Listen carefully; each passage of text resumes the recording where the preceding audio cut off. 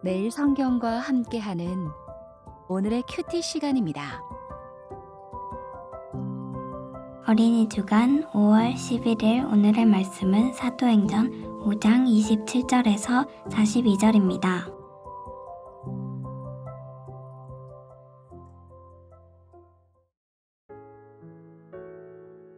성전 경비대에 속한 사람들이 사도들을 데려와 공의회 앞에 세우자 대제사장이 사도들에게 물었습니다. 우리가 이 이름으로 가르치지 말라고 단단히 주의를 주었는데도 그대들은 예루살렘을 온통 그대들의 가르침으로 세워놓았소. 그리고 예수를 죽인 책임을 우리에게 넘기려 하고 있소. 그러자 베드로와 다른 사도들이 대답했습니다. 우리가 사람이 아니라 하나님에게 복종해야 하는 것은 당연한 일입니다. 여러분이 나무에 매달아 죽인 예수님을 우리 조상의 하나님께서 다시 살리셨습니다.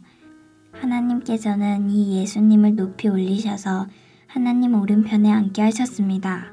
하나님께서는 예수님을 우리의 지도자와 구세주로 삼으셔서 이스라엘에게 회개를 통해 죄 사함을 받게 하셨습니다. 우리는 이 일의 증인입니다. 또한 하나님께서 자기에게 복종하는 사람에게 주신 성령 역시 그렇습니다. 공의회 의원들은 이 말을 듣고 몹시 화를 내며 사도들을 죽이려 했습니다. 갑자기 가말리엘이라는 한 바리새파 사람이 공의회 자리에서 벌떡 일어났습니다. 그는 율법사이며 모든 백성에게 존경을 받는 사람이었습니다. 가말리엘은 사도들을 잠깐 밖에 나가 있게 하고 공의회 의원들에게 이렇게 말했습니다. 이스라엘 사람들이여, 여러분들이 이 사람들에게 어떤 행동을 하려 하는지 깊이 생각해 보십시오. 얼마 전에 드다가 출연했을 때의 일을 기억하십니까? 드다는 자기가 대단한 인물이라고 주장했고 400년가량 되는 사람이 그를 따라다녔습니다. 그러나 그가 죽임을 당하자 그를 따르던 사람들도 뿔뿔이 흩어져 없어지고 말았습니다. 그가 벌인 운동도 흐지부지 되어버렸습니다. 이런 일이 있은 후에는 인구조사를 할 때 갈릴리의 유다라는 사람이 나타나 백성들을 이끌고 다녔습니다. 그러나 그가 죽임을 당하자 그를 따르던 사람들 역시 다 흩어지고 말았습니다. 그러므로 이번 일에 관하여 내가 충고하고 싶은 것은 이 사람들에게서 손을 떼고 그대로 내버려 두라는 것입니다. 왜냐하면 그들의 이러한 계획이나 행동이 사람들에게서 온 것이라면 실패할 것이지만 만에 하나 그것이 하나님께로부터 온 것이라면 여러분은 이 사람들이 하는 일을 막을 수 없는 것은 물론이고 잘못하면 하나님과 맞서 싸우는 것이 되기 때문입니다. 사람들은 가말리엘의 충고에 설득되었습니다. 그들은 사도들을 다시 공의회 안으로 불러들여서 매질을 한 후에 다시는 예수의 이름으로 말하지 말라고 엄하게 명하고 놓아주었습니다. 사도들은 예수님 때문에 모욕당하는 것을 영광이라고 생각하여 오히려 기뻐하면서 공의회를 나왔습니다. 그들은 날마다 성전들에서 그리고 집집마다 다니며 예수님이 바로 그리스도라는 복음의 내용을 쉬지 않고 가르치고 전했습니다. 주님께서 주신 소중하고 복된 날입니다. 오늘도 하나님께 순종하며 살고자 말씀 앞에 나오신 여러분을 환영하고 축복합니다. 오늘 묵상 본문은 사도행전 5장 27절부터 42절까지 말씀입니다. 성전에서 복음을 전하던 사도들은 다시 체포되어 공회 앞에 서서 다시 신문을 받게 됩니다. 오늘 본문 27절부터 41절까지는 앞서 4장 5절부터 20절에 기록된 공회 신문에 이은 두 번째 신문입니다. 대제사장은 먼저 첫 번째 공회의 결정과 경고를 어긴 것에 대해 지적합니다. 첫 번째 공회의 결정과 경고가 무엇이었습니까? 예수의 이름으로 말하지도 말고 가르치지도 말라는 것이었습니다. 그러나 사도들은 이 경고에 굴하지 않고 예수의 이름을 전함으로 예루살렘에 복음이 가득하게 만들었습니다. 베드로와 사도들은 왜 공회의 결정을 듣지 않았느냐는 대제사장의 말에 뭐라고 반박합니까? 29절 말씀입니다. 베드로와 사도들이 대답하여 이르되 사람보다 하나님께 순종하는 것이 마땅하니라.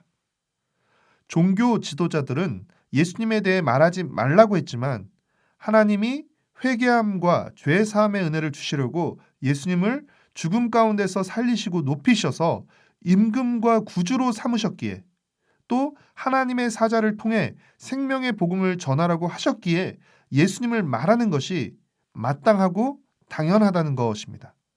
그러면서 자신들이 바로 이 모든 일의 증인이며 성령께서도 이 일을 증언하신다고 말합니다. 32절 말씀입니다. 우리는 이 일의 증인이요 하나님이 자기에게 순종하는 사람들에게 주신 성령도 그러하니라 하더라. 종교 지도자들은 사도들의 이 말을 듣고 격분하여 사도들을 죽이려고 하는데 사도들의 말대로라면 자신들은 하나님이 보내신 구원자를 알아보지 못하고 십자가에 매달아 죽이는데 앞장선 사람들, 한마디로 메시아를 죽인 신성 모독자가 되는 셈이기 때문입니다. 공회에 있는 종교 지도자들이 모두 격앙되어서 사도들을 죽이려고 흥분한 가운데 모든 백성에게 존경을 받는 율법교사 가말리엘이 등장해 흥분한 이들을 자제시키며 말합니다. 가말리엘은 최근에 있었던 두 사례, 드다와 갈릴리 유다의 경우를 언급하면서 그들을 메시아로 추종하며 따르던 이들이 그들이 죽은 후에 모두 흩어졌다고 말합니다. 이는 무슨 말입니까? 예수를 메시아로 믿고 따르던 이 사람들도 이전에 있었던 드다와 유다를 따르던 사람들처럼 시간이 지나면 흩어지게 될 거라는 것입니다. 38절과 39절 말씀입니다. 이제 내가 너희에게 말하노니 이 사람들을 상관하지 말고 버려두라. 이 사상과 이 소행이 사람으로부터 났으면 무너질 것이요 만일 하나님께로부터 났으면 너희가 그들을 무너뜨릴 수 없겠고 도리어 하나님을 대적하는 자가 될까 하노라 하니. 사실 가말리엘은 예수가 메시아라는 사도들의 주장이 사실일 리가 없으니 걱정하지 말라는 의미로 한 것이었지만 그때로부터 2000년이 지난 지금도 우리를 포함해 예수님을 메시아로 믿고 따르는 이들이 많고 늘어나고 있다는 사실은 그의 말대로 이 일이 사람에게서 난 것이 아니라 하나님께로부터 난 것임을 증명하는 것입니다. 종교 지도자들은 가말리엘의 제안을 받아들입니다. 그러나 이번에는 말로만 경고하지 않고 채찍질까지 하면서 예수님의 이름으로 말하지 말라라고 한 후 사도들을 풀어줍니다. 그러나 채찍질을 당한 사도들은 위축되지 않고 오히려 자신들이 예수님의 이름을 위해 고난을 받았다는 것을 기뻐하며 더욱 열정적으로 복음을 전했습니다. 42절 말씀입니다. 그들이 날마다 성전에 있든지 집에 있든지 예수는 그리스도라 가르치기와 전도하기를 그치지 아니하니라. 사랑하는 매일성경 가족 여러분, 사도들은 자신들을 부활하신 예수님의 증인으로 여겼기에 종교 지도자들의 죽음과 신문 앞에서도 당당했고 예수의 이름으로 말하지 말라는 위협에 침묵할 수 없었습니다. 또한 예수님의 이름을 말했다는 이유로 채찍질 당한 후에 오히려 기뻐했습니다. 예수님의 이름을 위해 고난받는 것이야말로 예수님의 증인이라는 사실을 가장 확실하게 보여주는 것이기 때문입니다. 그렇기에 그들은 멈추지 않고 성전에 있든지 집에 있든지 매일 예수를 그리스도라 가르치며 그 이름을 전했던 것입니다.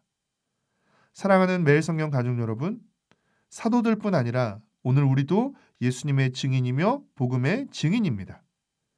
우리의 정체성이 예수님의 증인이라면 단지 복음을 전하는 것뿐 아니라 예수님의 이름을 의지하고 예수님을 위해 살아가는 우리의 모든 말과 행동이 예수님의 증언이 되는 것입니다.